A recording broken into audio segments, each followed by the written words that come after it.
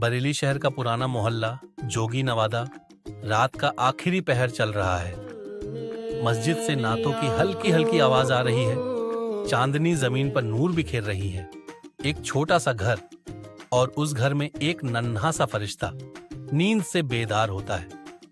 जैद सिर पर टोपी ठीक करता है, आंखें मलता है और धीरे से अपनी अम्मी के पास आता है।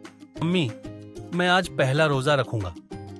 अम्मी प्यार से देखती हैं, मुस्कुराती हैं और नरमी से कहती हैं, बेटा, रोजा रखना बहुत सवाब का काम है, लेकिन मुश्किल भी होता है। तुम रख पाओगे? जैद का नन्हा चेहरा चमक उठता है।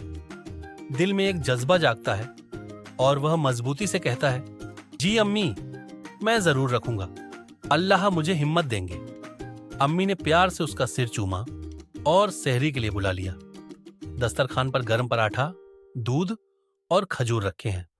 जैद पूरी नीयत के साथ अपना पहला रोजा रख लेता है। जल्द ही मस्जिद से फज्र की अजान गूंज उठी। सुबह की ठंडी हवा में एक रूहानी सुकून था।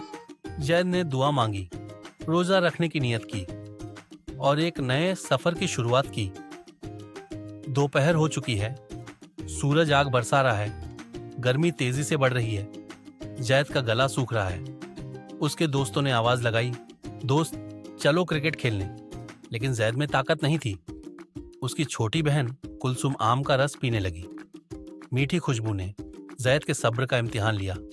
उसने अपनी नजर हटा ली, अंदर ही अंदर दुआ की, या अल्लाह मुझे हिम्मत दो, बस थोड़ी देर और।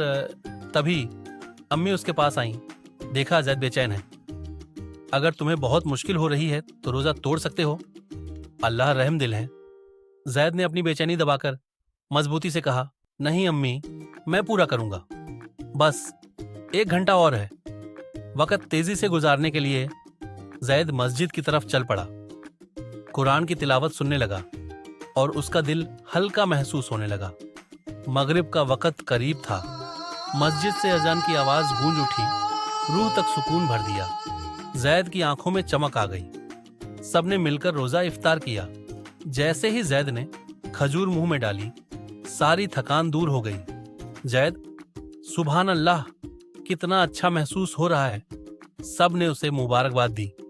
अब्बू ने एक सफेद कुर्ता दिया। अब्बू, बेटा, यह तुम्हारे पहले रोजे की बरकत है, पहनो इसे। जैद ने जैसे ही कुर्ता पहना, एक अजीब रोशनी चमकी। उसे एक नई ताकत महसूस हुई। उसने हैरानी से अपने हाथ देखे। जैद, यह क्या हो रहा है? अचानक उसके हाथों से एक रोशनी निकलने लगी। यह एक आम कुर्ता नहीं था, यह एक शक्तिशाली कुर्ता था जो सिर्फ नेक लोगों को दिया जाता है। अगले दिन जैद ने देखा, मोहल्ले के कुछ शरारती बच्चे एक बूढ़ी अम्मा का मजाक उड़ा रहे हैं।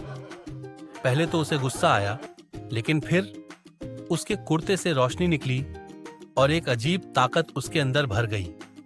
जैद आगे बढ़ा और मजबूती से बोला, जैद, यह गलत बात है। अल्लाह को बुराई पसंद नहीं। उसकी आवाज में एक अजीब असर था। शरारती बच्चे डर गए और भाग गए।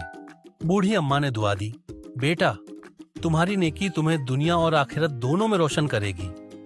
जैद समझ गया, रोजा सिर्फ भूख प्यास सहने का नाम नहीं, बल्कि सब्र और नेकी सीखने का तरीका है। उस दिन से जैद ने अपनी जिंदगी नेकियों के रास्ते चलने की कसम खा ली।